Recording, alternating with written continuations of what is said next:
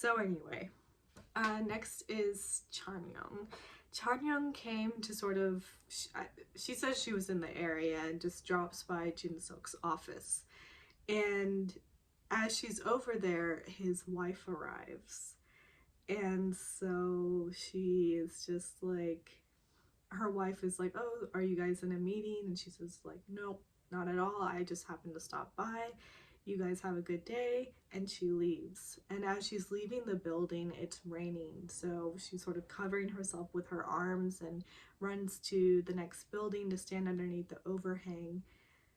And then you see, after a minute, he walks out with his wife. And actually before that, in the office, when you're seeing him with his wife, he asks like, you know, did you bring your car? And she was like, no, I thought we could go home together. And he's like, okay, you know, let me just finish this up. But then says, call before you come over. And there's an interesting tone between them. And there's obviously just absolutely no love over there, from his end especially. And that's sad. So as she's just sort of like brushing off the water droplets and I guess just gonna wait for the rain to stop, you see him coming out holding an umbrella. His wife is under his arm, and he walks her to the car and gets her to sit inside. And then he looks up and sees Chanyeong standing under the overhead across the street watching him. And they just sort of stand and look at each other. And it's just such a heartbreaking moment. Again, that sort of juxtaposition is she's running out alone, trying to cover herself, and he comes out just very classy too. Like, he's just got this big, beautiful navy umbrella. I don't know why I noticed that, but anyway, this beautiful umbrella, and he's holding his wife and safely putting her in the car. And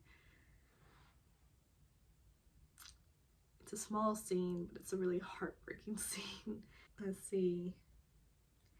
Juhi is she's walking by, so she actually lives in that neighborhood. So she's walking by what was their old favorite dried pollock restaurant, and now sees the sign, and it's going to be a Chinese restaurant. And she's just like, Chinese?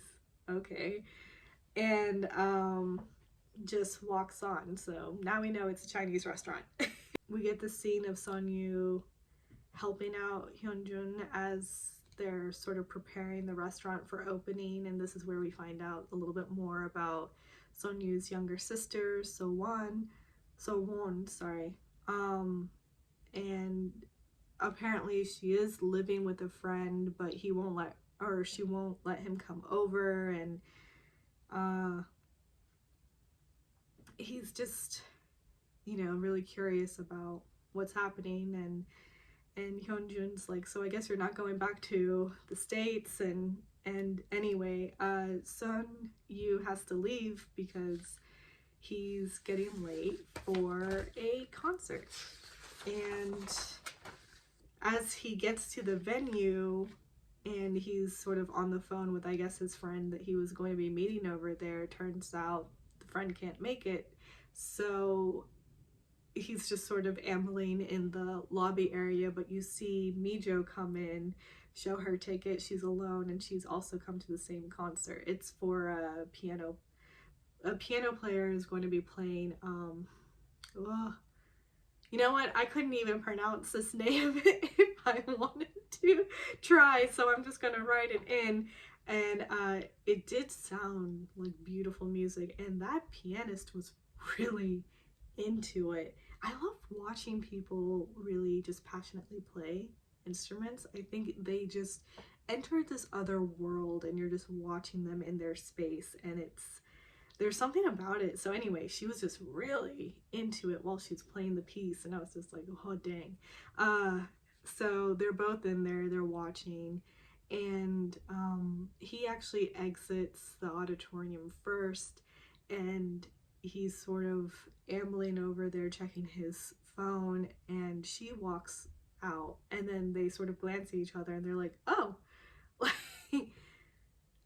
hi, and realize that they're both there, and they came alone, and neither of them have brought a car. I don't know.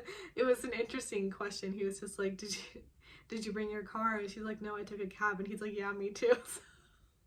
So anyway, but remember, before, when she was drunk, she didn't eat the noodles. She said it was too late, and she figured she's just going to drink. Like, it was too late to eat the calories. So over here, he's just like, I guess it's too late to eat, huh? And she sort of laughs, and she's like, how about some beer? So they go to have a drink, and they sort of find out over here that they both really enjoy that composer. And she asks him, you said that the orphanage was special to you. It's why you were there. But why is it special to you? Because it doesn't seem that you're adopted. Like, she sort of hinted at, it doesn't really seem that you're adopted. And so he lets her know that his younger sister was, and she came from over there as well. And so he was curious, what her childhood looked like, what was her upbringing like. And so that's why he went over there and started tutoring. And I don't remember how the flowers got brought up. Oh, because they mention about having many things in common. She was like, yeah, we have so many things in common, yet we're still strangers. How peculiar. And he says, that's a good thing though, right? And so she sort of smiles in agreement, and he mentions that now he likes the Punis, so they have 4 things in common. And this is where she admits that when she sobered up and realized what happened, she was so embarrassed. And he's like, no, it's, it's okay. But then asks her if she'd like to see them. And I was just like, good sir. Oh my goodness. And so, like, I'm over here blushing now. It's just this quiet confidence in his shyness is so...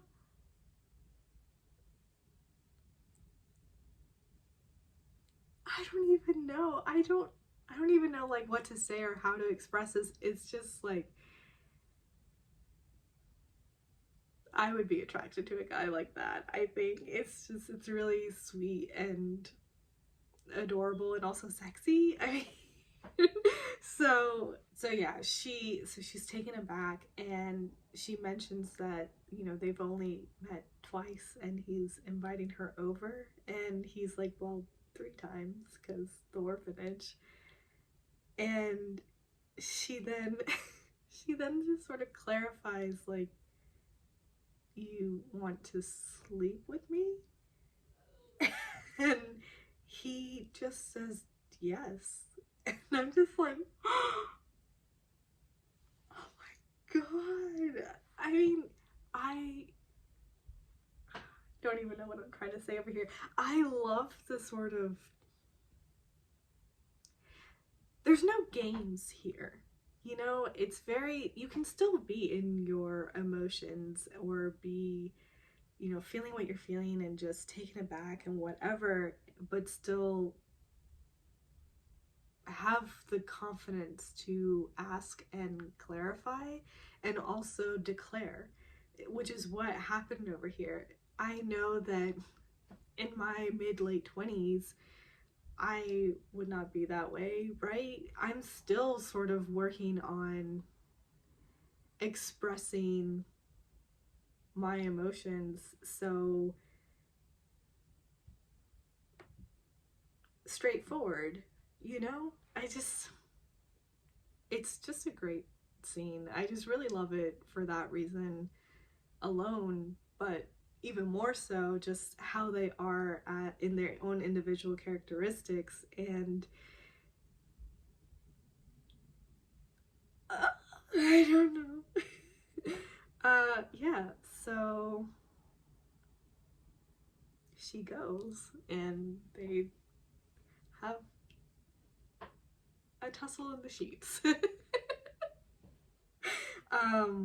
And then are just sort of awkwardly sitting at the table with tea mugs in front of them, in complete silence. But he also just is sort of lightly smiling. So I guess it's a happy silence. and, and then she suddenly asks him, because the peonies are right there, she's like, do you know what peonies symbolize? And he's like, no, what? And she says shyness. And he just sort of smirks at that. And she's like, it doesn't really suit what happened tonight. And she quickly just sort of thanks him and gets up and is sort of walking away. And he gets up and he's like, you know, we should see each other again. We can go see a movie. And she's standing silent, still facing away from him. And so he's like, you don't like me, you know? And she turns around and tells him that she's leaving Korea soon. And that I think that's actually all she just says, that she's leaving Korea soon. And so he, you know, asks, are you not coming back? And she's like, I mean, I'm coming back. And he asks how long she's going to be gone, and she says for a year or two. She turns again to leave, and he then asks her, like, when are you leaving? And she says in a month or two. And he seems upset, you know, at hearing that, but still says that we should still see each other one time at least. And, you know, before she goes. And so she says that she doesn't think it's a good idea. And then he says, but still. And she does agree. You know, there's, I guess, an undeniable connection over there. It's why she says that she doesn't think it would be a good idea, because she is about to leave. I mean, oh my god, this is a mess. It's not a mess, it just sucks. Anyway, she says okay. And he offers to go out and call her a cab, and she's like, no, no, no. All of a sudden, she's just like, get me out of here. She first blurts out that she wouldn't be comfortable, and then catches herself, and she's like, no, no, no, I would be more comfortable to just do it myself. And she's like, anyway, bye. And she gets out of there. And, you know, back at her place, she's sort of glancing at the peonies, and she transfers it into a nice, very beautiful minimalist vase. But anyway, she transfers the flowers from her, or the flower from her plastic water bottle over there. And she smiles. So she is interested. It just tiny. So while she's sort of admiring the flower, she gets a call. Chan-young is in the police station, which they had already been there at the beginning of the episode. It's how we found out that Chan-young was having an affair. So anyway, they were already there at the beginning, and now she's going back, and Chan-young has attacked this man and his mistress at finding out that they were having an affair. And she did call it disgusting.